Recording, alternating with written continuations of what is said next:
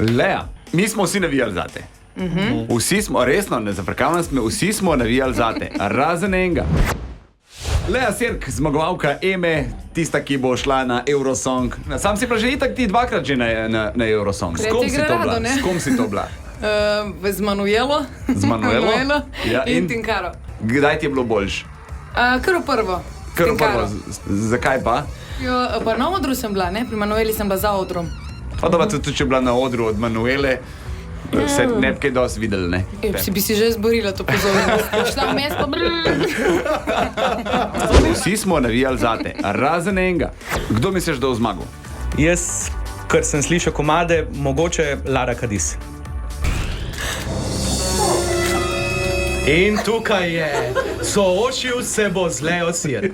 Razloži, zakaj je njen komad za nič. Jaz sem samo slišal izseke pesmi, ne pa tudi nastopov. Zakaj je Lara toliko boljša? Ni boljša, komad mi je bil boljši tisti trenutek. Se pravi, Lara Kadis je za nič. Ni za nič. Ja. Tudi moji hčerki ste za Laro Kadis navijali, tako da meni to čisto nekaj normalnega.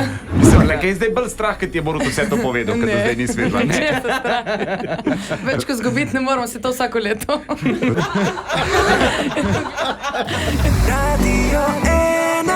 Še več zabave na radio1.si.